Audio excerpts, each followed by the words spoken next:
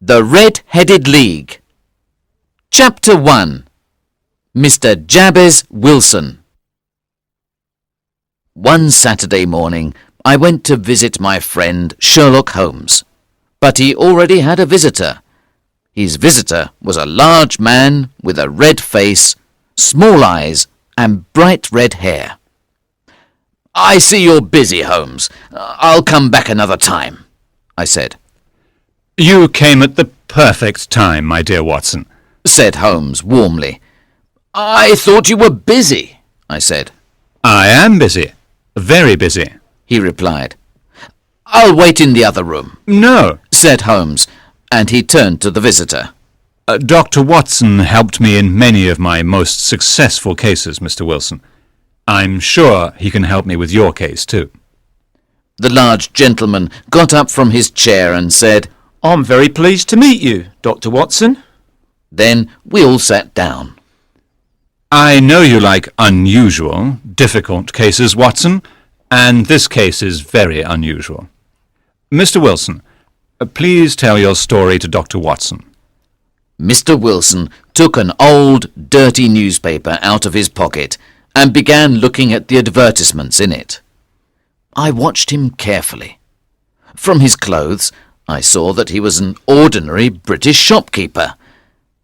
Holmes saw me watching the old man. He smiled and said, "I see you're trying to be a detective, Watson. Well, it's clear that Mr. Wilson was a workman in the past, and he also lived in China for some time. Recently, he did a lot of writing." Mr. Wilson was very surprised.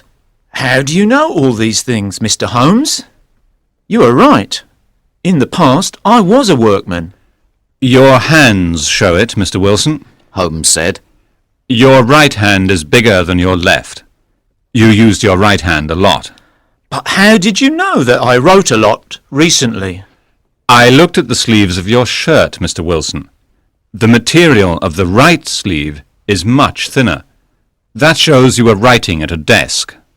"And how did you know that I lived in China?" "You have a tattoo of a pink fish on your right hand. That tattoo is only done in China.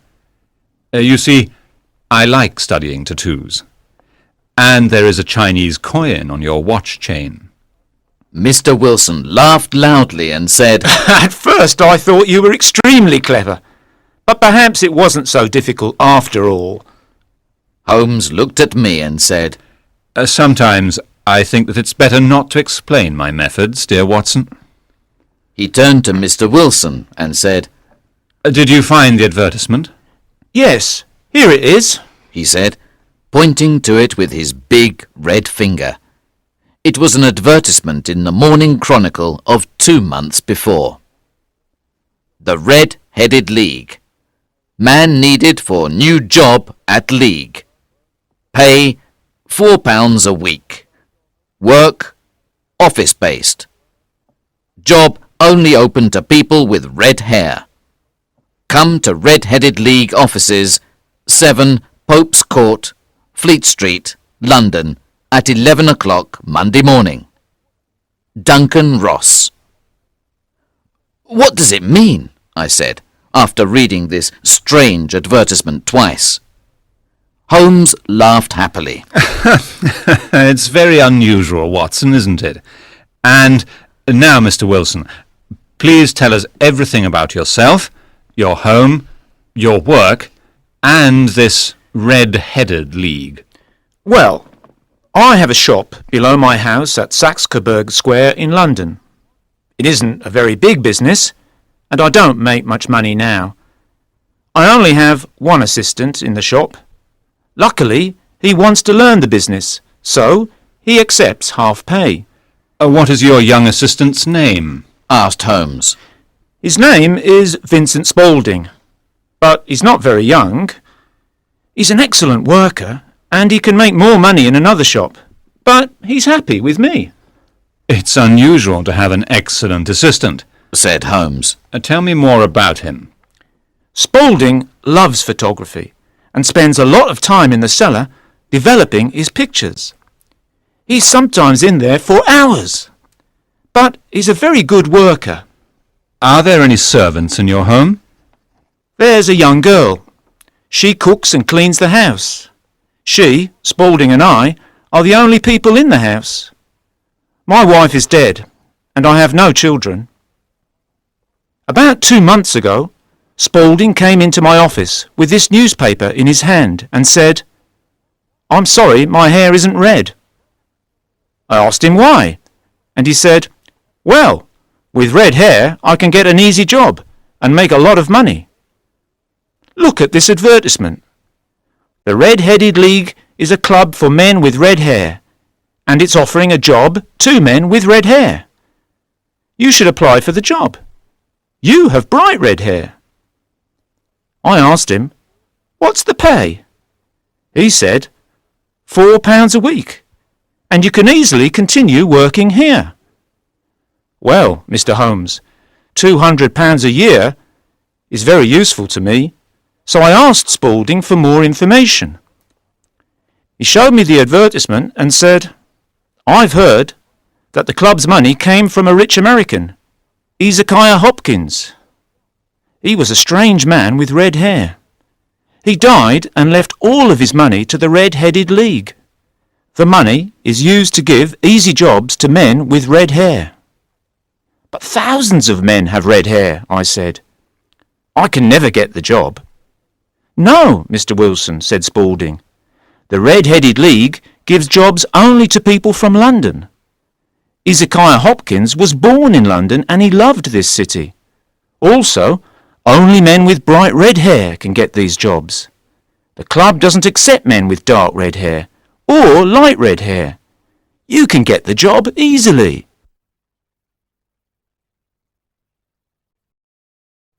Chapter 2. An Unusual Job. I decided to ask Spaulding to come with me to the Red-Headed League's offices, Said Mr. Wilson. I closed the shop for the day and we went to Fleet Street. Spaulding was happy to have a holiday. Fleet Street was full of red-haired men, and Pope's Court looked like a basket of oranges. But few men had bright red hair like mine. Spaulding pushed through all the people and we got to the office. There was little furniture, 2 uncomfortable chairs, a kitchen table and a bookcase. A small man with bright red hair sat at the table and spoke to lots of red-headed men. He said no to all of them, and then he talked to me. He was friendly and closed the door of the office behind us. "This is Mr. Jabez Wilson," said my assistant, "and he would like the job in the league." "His hair looks fine," the man said. "but is it real? We must be careful." He suddenly took my hair in his hands and pulled it. I cried out because he hurt me. "You have real tears in your eyes. This means your hair is real. Congratulations! The job is yours." He shook my hand warmly and said, "My name is Duncan Ross, and I am the secretary of the league. When can you begin?" "Well, I have a business already," I said. "Oh, don't worry about that, Mr. Wilson," said my assistant. "I can look after the shop for you." "What are the working hours?" I asked Mr. Ross. "From 10 o'clock in the morning until 2 o'clock in the afternoon." "You see, Mr. Holmes, I do most of my work in the evening. I could easily work for Mr. Ross in the morning, and I knew Spaulding could look after the business in the morning." "Those hours are fine," I said happily. "What must I do?" Your job is to copy the Encyclopedia Britannica. You must bring your own pen, ink and paper, and you must never leave the office until 2 o'clock. Can you start tomorrow? "Certainly," I answered. The next morning I bought some paper and started working at Pope's Court. Mr. Ross showed me the beginning of the letter A in the encyclopedia, and then he left. Every day I finished work at 2 o'clock. Each week Mr. Ross gave me £4 in gold. This continued for about 8 weeks, and I nearly finished copying the letter A. Then, suddenly, everything ended. Ended? Asked Holmes. Yes, It happened this morning. I went to work at 10 o'clock, but the door was locked. There was a notice on the door that said, "The Red-Headed League does not exist anymore. 9th of October, 1890. Sherlock Holmes and I started laughing. I can't see anything funny. Said Mr. Wilson angrily. If you think this is funny, I'll leave. No, no, Cried Holmes. your case is very unusual, but there is something a bit funny about it. Please, Mr. Wilson, continue. I asked the people in the building, but no one knew about Mr. Duncan Ross or the Red-Headed League. I was angry and confused. What did you do then? Asked Holmes. I went home to Saxe-Coburg Square and told Spaulding. He was surprised and did not know what to say. So I decided to come to you, Mr. Holmes, because I don't want to lose £4 a week. This is possibly a very serious case. Said Holmes. Of course it's a serious case. I'm losing £4 a week. You can't be too angry, Mr. Wilson. The League paid you £32 for 8 weeks' work, and you learnt many things about the letter A in the encyclopedia. Now, I'd like to ask you some questions. When did Vincent Spaulding start working for you? About 3 months ago. What is he like? He's small but not thin, and he moves quickly. He's about 30 years old and has a white mark just above his eyes. Holmes was suddenly excited. A white mark! He cried. And does he have little holes in his ears for earrings? Yes, he does. Said Holmes, sitting back in his chair.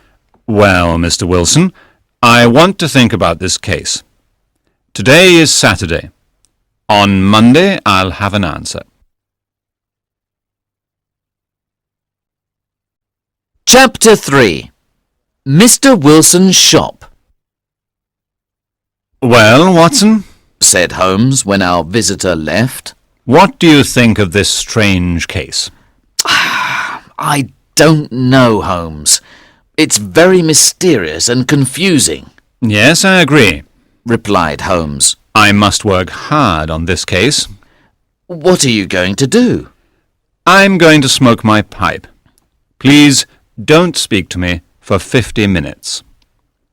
Holmes sat down in his chair, closed his eyes, and started smoking his old black pipe. Holmes is probably sleeping, I thought. But then he suddenly jumped up and put his pipe down on the table. There is a concert of classical music at St. James's Hall this afternoon. Holmes said. Let's go and listen. Yes, I'm free today, I replied. Good. Put on your hat and come. I want to have some lunch first. We went to see Saxe-Coburg Square. It was quite poor and ugly. There was some grass in the middle of the square and old houses around it. One of them had a shop window and shop door, as well as a house door. Outside the shop, we saw a sign with the name Jabez Wilson painted in big white letters. This was Mr. Wilson's shop. Holmes stopped and looked at the shop for a moment. Then he stood in front of the shop and hit the large stones of the street with his walking stick. Finally, he knocked on the shop door. A young man opened the door immediately. Can you tell me the way to the Strand? Asked Holmes. 3rd right, 4th left. Answered the assistant quickly. A very clever man. Said Holmes as we walked away. Do you know him? I asked. No, but I looked at the knees of his trousers. And what did you see? What I expected to see. And why did you hit the stones of the street? My dear doctor, this is a time for looking, not for talking. Let's go and look at the street behind the square. We left the square and we were soon in one of the noisiest streets in London. We saw a bakery, a newspaper shop, a restaurant, and an office of the City and Suburban Bank. We did our work well, Watson, Said Holmes. Now let's have some lunch and then go to the concert. Holmes was a very good musician, and he loved concerts. After the concert, he said, Do you want to go home now, Watson? Yes, I do, Holmes, I have many things to do. he said. This case at Saxe-Coburg Square is serious. Someone is planning a serious crime, but I think we can stop it. Let's meet tonight At what time? at 10 o'clock. I'll be at Baker Street at 10. Good. There will possibly be danger tonight, so bring your gun. He waved his hand and walked off. I was quite confused about this case, but Holmes, of course, was not. I saw and I heard exactly the same things as Holmes saw and heard, but he seemed to understand everything, and I understood nothing. I thought about it for a long time, but everything was still a mystery to me. When I arrived at 10 o'clock, there were 2 carriages outside the door at Baker Street. 2 visitors were there too, a policeman called Peter Jones, and a tall, thin man with a sad face and dark clothes. Watson, I think you know Mr. Jones. Let me introduce you to Mr. Merriweather, the director of the City and Suburban Bank. He is going to be part of our adventure tonight. I hope you're right, Mr. Holmes, Said Mr. Merriweather. because I didn't go to my usual card game with my friends this evening, and I have never missed my card game in 37 years. I think this will be an exciting night, Mr. Merriweather. Said Holmes. You are going to save £30,000. And you, Jones, are going to catch a terrible criminal. John Clay, the murderer and bank robber! Exclaimed Jones. He's young, but he's the cleverest and most dangerous criminal in England. His grandfather was a king's brother, and he is an Oxford University man. It's time to go now. Said Holmes, looking at his watch. Mr. Merriweather, please go with Mr. Jones in the first carriage, and Watson and I will follow you in the second one. Chapter 4. The Cellar. During the journey, Holmes spoke very little, but he sang some of the music from the concert that afternoon. Finally, the 2 carriages arrived at the City and Suburban Bank in the main street near Saxe-Coburg Square. Mr. Merriweather took his keys and opened a side door of the bank. We went through many doors and dark corridors. Then he took a lamp and we went to a big cellar. There was a strong smell of earth, and there were a lot of big boxes on the cellar floor. The ceiling looks strong. Said Holmes, holding up the lamp. The floor is strong too. Said Merriweather, hitting it with his stick. Oh dear, it sounds empty. Please speak quietly. Said Holmes. The thieves must not hear us. Please sit down on one of those boxes and don't say or do anything. Mr. Merriweather sat down silently. Holmes put the lamp on the floor and took out a magnifying glass from his pocket. He carefully looked at the cracks between the large stones of the floor. We probably have 1 more hour, Said Holmes. The thieves can't do anything until Mr. Wilson is in bed. Then they'll work very quickly. Well, Watson, I'm sure you understand that we're in the cellar of one of London's biggest banks. Mr. Merriweather is the director of the bank, and he'll explain the situation to you. You see, Dr. Watson, it's our French gold. The director said very quietly. Inside these big boxes there are £30,000 in gold coins. That is why the worst criminals are interested in this cellar. Gentlemen, now we must wait in the dark. Said Holmes, turning off the lamp. Suddenly, everything was black. They will soon be here, He continued. so we must hide behind the boxes. When they come, we must be ready to act quickly. These are dangerous men. If they shoot at us, Watson, you must shoot at them. I put my gun on top of a box, and I was ready to shoot. There is only one way for them to escape. Holmes continued. Through Wilson's house and into Saxe-Coburg Square. Did you do what I asked, Jones? Yes, Mr. Holmes. 3 policemen are waiting outside Mr. Wilson's house, said Jones. Very good. Now we must be silent and wait, said Holmes. We waited for an hour and a quarter, but in the dark it seemed much longer. My legs and arms were tired. Suddenly, I saw some light through the cracks in the floor. Someone pushed up a big stone, and a white hand appeared. The light became brighter, and a face appeared. It was Mr. Wilson's assistant. The young man looked around and then climbed up into the cellar. He helped another man to climb out of the hole. Both men were small, and the other man had bright red hair.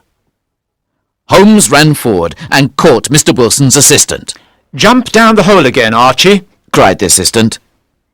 The other man climbed down quickly. Mr. Wilson's assistant had a gun in his hand, but Holmes hit it to the floor with his stick.